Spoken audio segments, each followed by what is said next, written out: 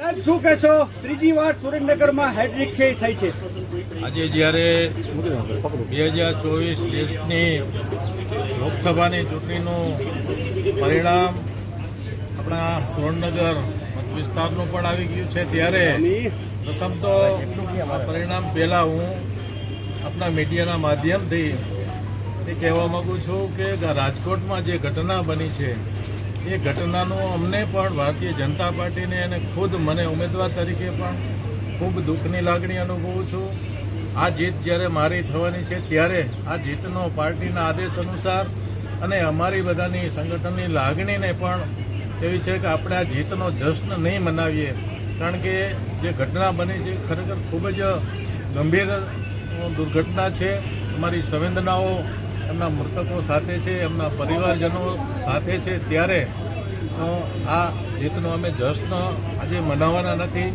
સાથે સાથે આ લોકસભા સીટ અમે જેમ અગાઉ પણ કહ્યું છે તેમ અગાઉ જ્યારે ડૉક્ટર મહેન્દ્રભાઈ મુંજપરા 2.75 લાખ ઉપરાંત મતથી જીતા હતા, એમ આ સુરેન્દ્રનગર લોકસભા સીટ અમે 2.75 લાખ મતથી ઉપરાંત મતથી અમે જીતી રહ્યા છીએ. ત્યારે આ જીતનો જશ્ન હું મારા સુરેન્દ્રનગર લોકસભા વિસ્તારના તમામ પાર્ટીના કાર્યકરોને આપું છું, સંગઠનને આપું છું. સાથે સાથે દેશના વડાપ્રધાન નરેન્દ્રભાઈ મોદી આ દેશના જે વિકાસની કેડી કંડારી છે અને ગુજરાતના મુખ્યમંત્રી આપણા આદરણીય વૃદ્ધો અને મક્કમ ભૂપેન્દ્રભાઈ પટેલ એમણે પણ જે વિકાસની કેડી કંડારી છે અને અમારા પાર્ટીના પ્રમુખ શ્રી પાટીલ સાહેબે પણ જ્યારે એક સંગઠનનું જબરજસ્ત કાર્ય કરી રહ્યું છે કરીએ અને ગુજરાતમાં 26માંથી 26 સીટ અપાવવાની એમની જે કામગીરી છે અને કાર્યકરો ભારતીય જનતા પાર્ટીનો કાર્યકર એટલે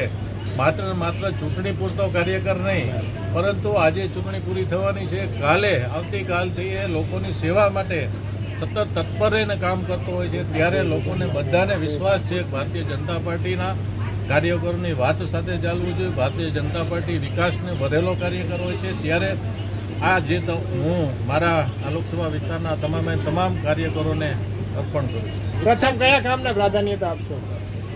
ડૉક્ટર મુંજપરા સાહેબે જે એમના સમય દરમિયાન જે કંઈ કામો આપ્યા હતા એ કામો પૂર્ણ કરવાનું પ્રથમ કાર્ય કરવાનું છે. આ ઉપરાંત આ વિસ્તારને જે પ્રાધાન્ય આપવા જેવા જે કંઈ કામો હોય, કોઈ ઓવરબ્રિજના કામો હોય, રેલવેને લગતા કામો હોય કે ટેલિફોનને લગતા જે કંઈ કામો હોય એ કામોને પ્રાધાન્ય આપી અને આ વિસ્તારની જરૂરિયાત મુજબના જે કંઈ કામો હશે એ કામોને હું પ્રાધાન્ય આપવાનો છું. હિન્દીમાં આપી દો ને.